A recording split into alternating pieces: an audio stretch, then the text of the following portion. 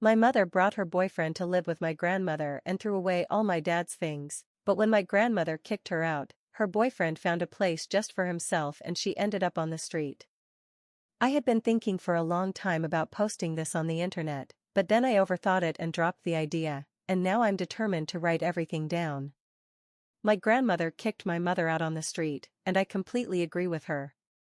Yes, a daughter wants her grandmother to kick her own mother out on the street because she truly deserves it. If you still think I'm an idiot, like my mother believes, then maybe it's time to introduce you to my mother, although she's already taken by an idiot, so you'll have to try even harder to be more idiotic than he is. I'm 18, my mother is 40 years old, and she married her high school boyfriend, who would be my father. After their wedding, they moved in with my grandmother, and that is where I was born and raised. When I was 8 years old, my father passed away. Now I can talk about it more easily, but it was extremely hard for me, and it still hurts to talk about it, so that's all I'll say. Surprisingly, my mother handled it very well, almost too well. One week after my father died, she went out to a party with her friends. For my mother, it wasn't wrong because she said there was no point in staying locked in her room and that moving on is just as much a part of life as death. After my father's death, my mother rarely stayed at home. I felt lonely and abandoned, only my grandmother has been with me through all of this. She comforted me and told me I needed to understand that people have different ways of dealing with grief, and my mother's way was to run from the person who reminded her most of her loss. My grandmother is the kindest woman I know and wanted nothing more than healing for our family. On the days when my mother left me alone, my grandmother took me out for walks and ice cream and tried her best to cheer me up. I didn't just feel empty because of my father's death, I also felt it because my mother had vanished from my daily life. As you can already guess, my mother and I stayed with my grandmother even after my father passed away. My grandmother was kind enough to let us live with her in her house. She is my father's mother, but she couldn't let us end up on the street even though my mother didn't have a job and I was a depressed teenager. She never made it seem like she was doing us a favor, she simply said we could stay with her if we wanted because I reminded her of her son, and after her son died she saw no reason to kick out the people he loved. As I said, my mother doesn't have a job and she also has no property in her name. The house is in my grandmother's name, and there is another small apartment she owns. We rent that place out and that's how we get an income. Meanwhile, I'm working part-time while studying at a local community college. I think I'll be able to start working seriously when I'm 22, but until then I wanted to do something to help supplement my grandmother's income. But the first time I gave my grandmother some of my earnings to use for the house, she didn't accept it. She doesn't want me to save or invest in anything that could generate returns. I have always hated how my mother takes my grandmother's generosity for granted. I have asked her many times to apply for jobs, and her only response has been, "Why?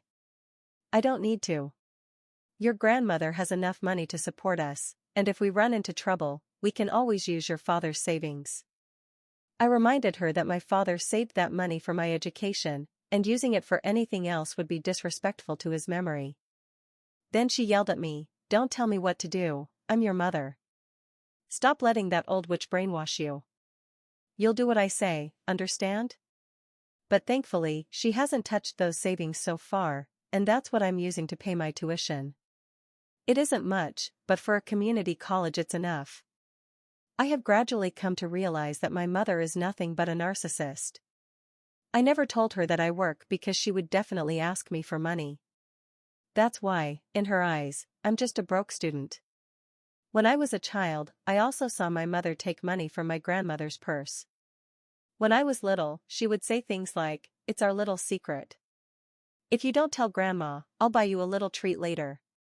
When I got older and realized it wasn't just a secret but a nasty one, I asked her what was going on, and she said something like, "Obviously your grandmother knows I'm taking money, and it's not even taking, it's borrowing. Also, stop being nosy." When I realized it was wrong, I told my grandmother, and she installed cameras inside and outside the house except in the bedrooms. From then on, my grandmother always kept her purse in a secret drawer in the living room for safety since there were cameras there. That stopped the stealing. However, you might wonder why my grandmother let my mother keep staying in the house when she was a thief and a freeloader. I wondered that too, but my grandmother was several steps ahead. She knew that if she reported her, at most it would be treated as a domestic incident and she would only get a warning. However, my mother could take me away from there and we would both end up who knows where. She talked to at least a couple of lawyers to try to get custody of me, but unless there was very serious abuse from my mother toward me, no judge would give custody to my grandmother. So she continued tolerating everything for my sake, which makes me feel guilty because my grandmother doesn't deserve it, and she is doing us a huge favor by letting us stay here even though my mother doesn't appreciate it. My mother got so angry with me that she stopped talking to me. Nobody told her that cameras had been installed because she was stealing, but it wasn't hard to know that was the only reason for doing it. She just said she wished I had died at birth. From that moment, I felt a complete disconnect from my mother, because on top of everything she had already done, it became painfully clear that she didn't care at all. That was when I realized no one loved me as much as my grandmother did. My mother didn't apologize, nor did she seem remorseful about her comment. She never considered me or my grandmother and spent most of her time out of the house.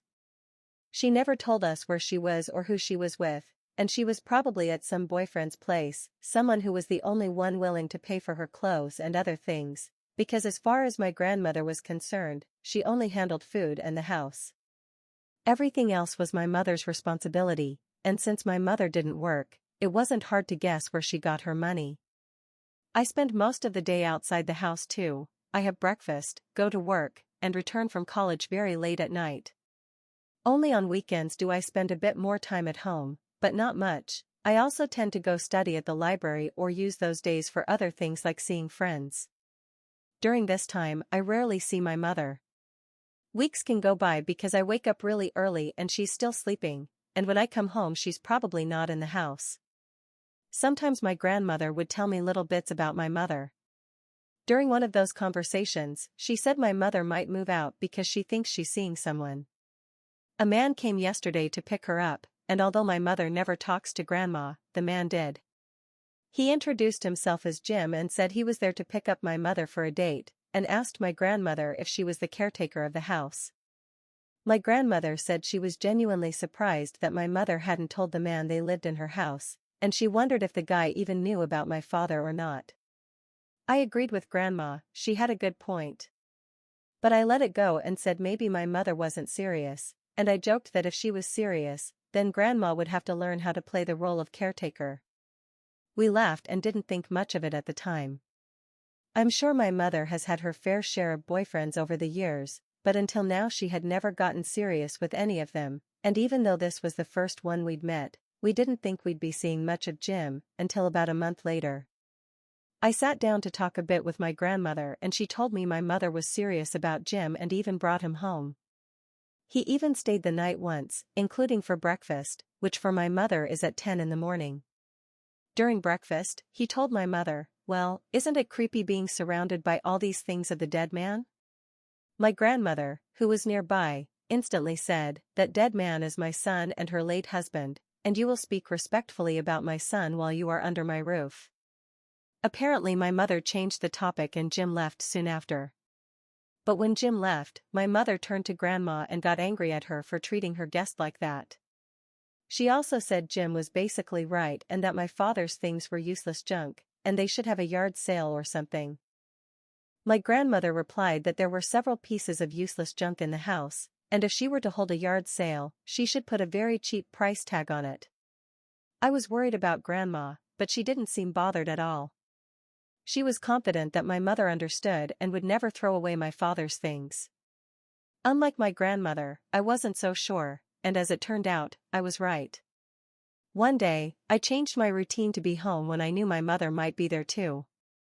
Grandma wasn't home, she had gone out with one of her church friends and planned to cook dinner for me that night. She was going to shop for it too. I saw my mother and her boyfriend, I assumed it was him because I had never seen Jim before, taking out some bags. I parked my car in front of our house so they wouldn't see me arrive, but I could see them. Jim was carrying several things that I later found out were my father's belongings. It wasn't hard to look through the trash after they went inside and didn't come out for a while. Without wasting a minute, I turned my car around and went to find Grandma. Thankfully, I knew where to look because I knew where she shopped for my meals.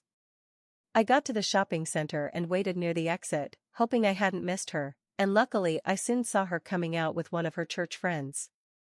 I signaled her to come over, and at first she was confused and said, "My dear, you didn't have to pick me up. I could have gone back with Agnes here." "What's wrong? Why do you look so worried?" To all her questions, all I could say was, "Get in the car. Now." Today, when we arrived back at our house, my mother and Jim had all the things lined up outside. The only thing left was for the garbage truck to pick them up at night. My grandmother saw all of this and stormed inside to talk to them. Jim was the first to see her and cheerfully said, "Oh hi. I'm moving in. We spent all morning cleaning so we could make space to bring my things. I don't have much, but we needed the room." My grandmother looked at my mother and told her she had 5 minutes to put everything back in the house or the one being compacted by the garbage truck would be her. My mother said something about how those things were just junk and took up unnecessary space. My grandmother, with that angelic grandma voice, said, "I think the junk that takes up unnecessary space is you." It sounded like she said it kindly, but it was actually a huge insult to my mother. I also spoke to my mom after who knows how long and told her, "Those things are the only things we have of him. We don't want you to throw them out." My mother responded, "That's exactly why we should definitely throw them out. Nobody here seems to be getting over your father's death except me. It's so depressing. That's why I thought if Jim moved in with us, we could replace those things with Jim's things so it wouldn't feel empty anymore, and we'd also make a decent amount of money." My grandmother said that no Jim, neither this one nor one even more stupid, was moving into her house. She told my mother that if she wanted to move on, that was her business, but she wasn't going to throw away her son's memories, and I wasn't about to accept losing my father's belongings. She was right about everything, especially that nobody wanted a Jim in the house. Then she went on to say that after all, it was her house, and whatever happened there was her decision. And in this case, she wanted her son's things put back. When Jim and my mother didn't give in, she turned to me, and I immediately got to work. Then she turned to Jim and said if he wanted to stay with my mother, he could go rent a place wherever they wanted and put his own things there. Jim looked like a fish out of water, slightly off balance, and stupidly asked, "Rent?" My grandmother said, "Yes, big guy. If you're old enough to move in with a woman, that means you're ready to take responsibility for that woman too." I did everything for her because I truly care about my granddaughter and didn't want her living with her mother who, as you can see, is good for nothing, or at least not good for anything I want to know about. I suppose she must be good at some things for you to be standing here, but I prefer not to think about that right now. She has chosen someone to take care of her. I am definitely not going to pay your day-to-day expenses, and I barely know you. The only thing I can do for you is recommend you find a place to stay." Jim looked more foolish than ever when he said, "But I don't have a job."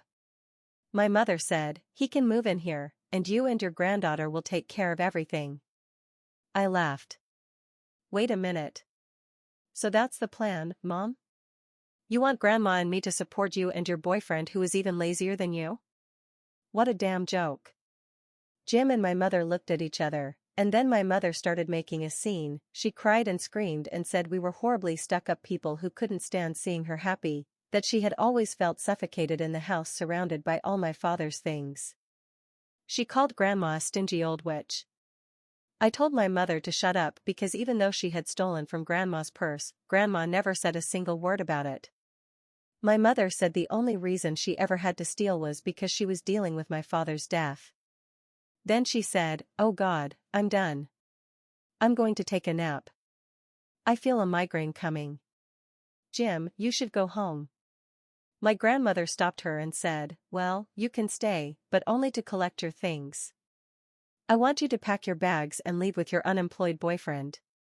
My mother screamed that Grandma couldn't seriously be doing that to her. She sounded like a teenager.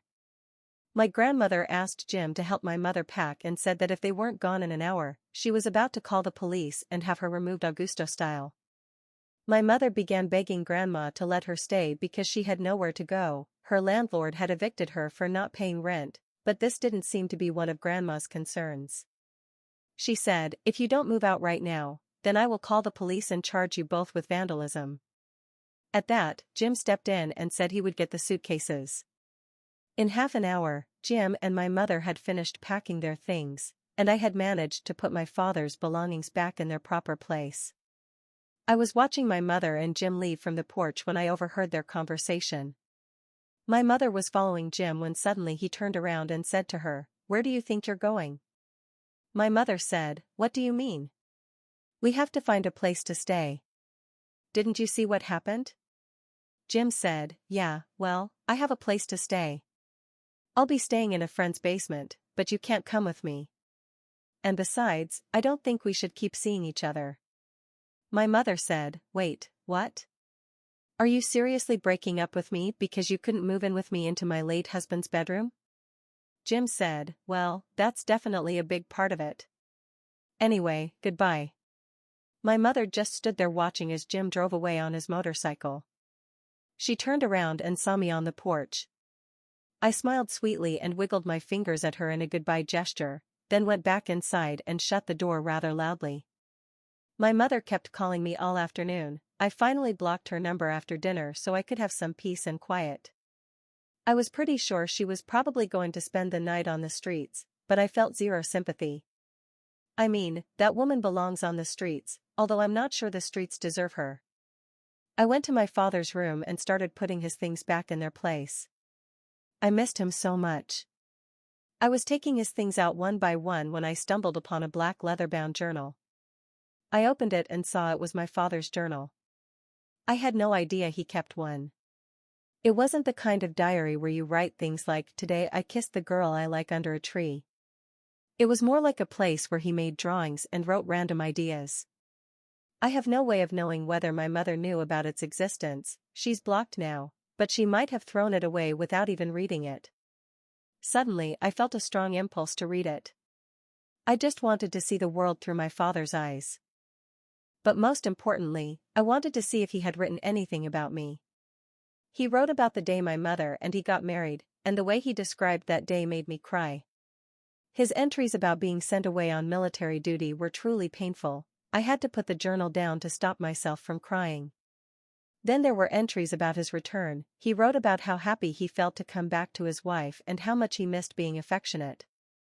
The following entries were all about my mother and how much he loved her. In every single entry, up until the day he died, he wrote about me. He wrote about my achievements, my first times, my sweet little moments, and on the days when nothing significant happened, he wrote, "Today was an uneventful day," or "P continues behaving like an angel." I can't believe I'm her father. I was so lucky, she is such a good girl. Eventually, there was an entry about how he discovered my mother's infidelity. He had come home early from work to surprise her. He had bought her flowers and her favorite food. Grandma was usually out in the afternoons for her book club or to meet with her church friends. I don't know where I was, but most likely at school. When he arrived, he saw a car parked outside. He opened the door with his key and caught my mother and her boyfriend kissing. He was absolutely devastated. He wrote that he packed his suitcase and left. He didn't say a word, he just left. He checked into a hotel and stayed there for 2 days. I don't remember much of that time. I don't know what they told me back then. Later, he received a call from my mother asking him to come back. One doubt my father had in several pages was whether I was truly his daughter. He wrote things like he loved me, but he wanted to know if I was biologically his child or not. Eventually, they had a DNA test done, and I was indeed my father's daughter. There aren't many details about the following months, but obviously, he stopped writing about my mother and wrote more about me. Page after page, all he wrote about was his daughter. After finishing the journal, I realized that before this, I had never felt his loss so sharply. Not long after that, he died. He served in the military, and some of his last entries were from there, shortly after he learned certain things. That was where he finally died. I don't remember much from that period. I think my parents made everything look normal for me. The next morning, I was on my way to the supermarket when my mother stopped me. She got into my car, and before I could yell at her to get out, she begged me to listen. She started with, "Listen, you're my daughter. Your mother lived on the streets for the first time in her life. You can't imagine how hard it is." I told her that it was fine if it was hard, she deserved it. She pretended not to hear me and continued, "I know you're angry, but please talk to your grandmother. You're the only person she'll listen to." I looked at her for a long moment, then asked if Jim was the man she cheated on my father with. She was shocked and denied it, then asked how I even knew about any of that. I told her that I didn't respect her and that I thought she was anything but a mother, and that from that day forward, I was going to call her by her first name. "For you all, she will still be my mother, don't worry, I don't want this to get confusing." She looked at me with a bewildered expression but decided it was better not to comment and held back. We sat in silence for a while, and then she asked, "Will you talk to your grandmother about letting me back into the house?" I told her I would, but I had one condition. I had no intention of talking to Grandma, but I wanted her out of my car without making a scene, and I had a bit of a plan. I told her she had to get a job within about a month, and then, if Grandma chose to forgive her, she would have to pay for groceries every month and also pay compensation for all the years she lived there for free. I also specified that until she found a job and paid at least $20,000 to Grandma, she had to continue living on the streets. My mother had no choice but to accept. I'm sure she's not going to agree to any of that, but those are the conditions. She will probably choose not to pay, because once she finds a job, she could simply go on her own, but I know how much she loves living in this house. It's a nice neighborhood, so I'm not so sure. Even if she did meet those requirements, I have no desire, and I don't think I would even be able to convince my grandmother. We could call this a small white lie meant to get back the money she spent living for free with my grandmother. Update 1. I will continue calling my mother in the post so it doesn't get confusing. In real life, I will call her by her middle name, to be exact. I know she hates it. I think I've seen my mother more during this period while she's been living on the street than in the previous years, always from my car. I never stop to talk to her. She doesn't have many friends, and I don't think she has any family here. I think she has some cousin in another state, but I can't imagine her having a good relationship with her. It has been almost 2 weeks since the incident. Today is what my grandmother and I call eviction day. Everything in this update happened today. My mother stopped my car and told me she found a job. She got a cashier job at a supermarket. I told her that was great and that now she could start saving. My grandmother knows about my little lie and doesn't want my mother to live in the house again. She knows she should have kicked her out the day I turned 18, but she didn't think much about it until my mother did something very bad again. However, as we all think here, my mother is not going to pay the $20,000. How long would it take for my mother to gather that amount of money with a minimum wage job? My grandmother had a better idea: make her sign a paper stating that she vandalized Grandma's house. I left this out of my first post because you've already seen how long it has become. It has to do with how she broke some things while moving them outside or stacking them on top of each other. My grandmother has everything recorded on her cameras, but she also wants a signed confession. So we have written a letter saying all of this, and we are hoping my mother will sign it. If someone promises her that she can return to the house after signing it, without mentioning that there will be no house for her afterward, maybe she'll do it. Who knows? She's desperate. This morning when I saw her, she was wearing pretty dirty clothes. I think she has been sleeping in some women's shelter, but I haven't asked. Her safety is not something I care about at this moment. Update 2. My mother ended up signing the confession. She refused at first because she thought it was a childish idea and because she already had a job. I told her that if she already had a job, she could get her own place, but most places require first and last month's rent as a deposit, and she didn't have that. After signing, my grandmother took a week to decide before telling her what she already knew, even before asking her to sign it, that she wouldn't be allowed to live with us. Now, why did my grandmother want this signed? Because she is going to file a lawsuit against my mother. She wants to recover the monetary value of the personal items she damaged.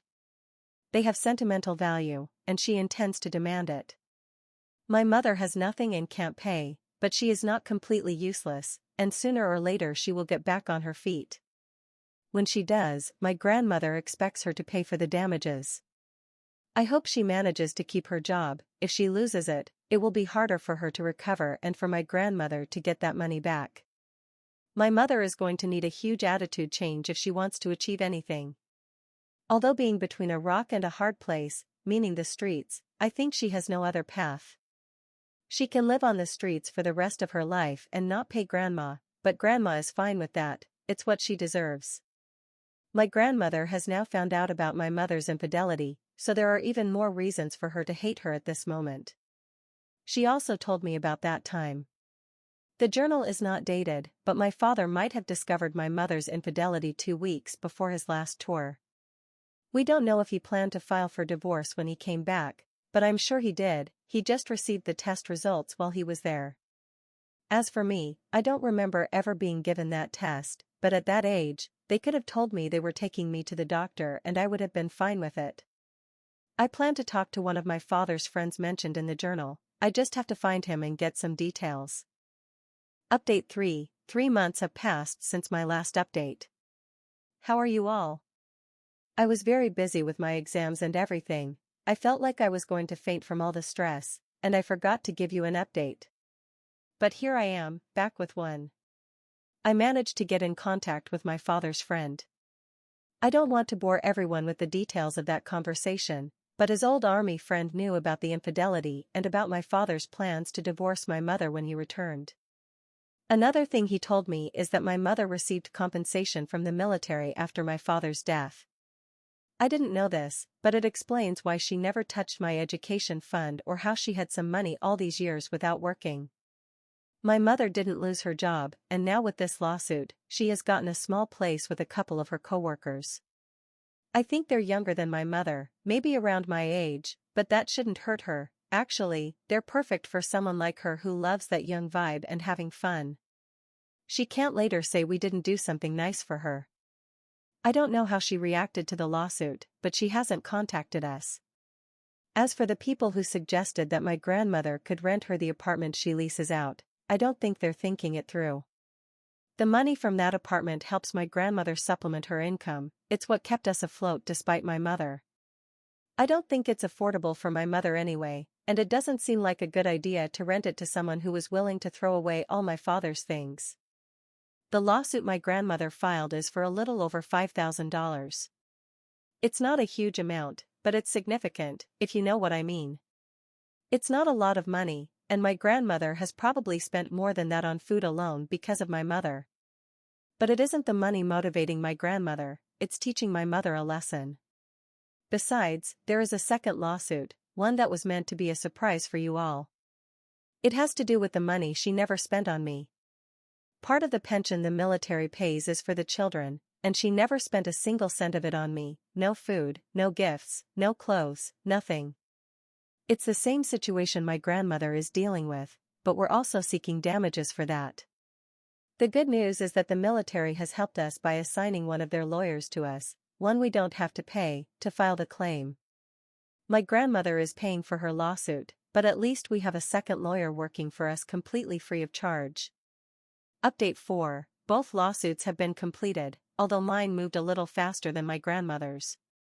Having the military behind a lawsuit makes things move a little quicker, just kidding.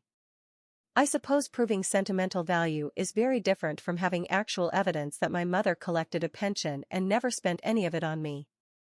My grandmother was awarded a little over $3,000 for the damages, although she didn't actually collect it because my mother cannot pay that amount. But you all know my grandmother doesn't care, she just wants my mother to have that debt as a reminder.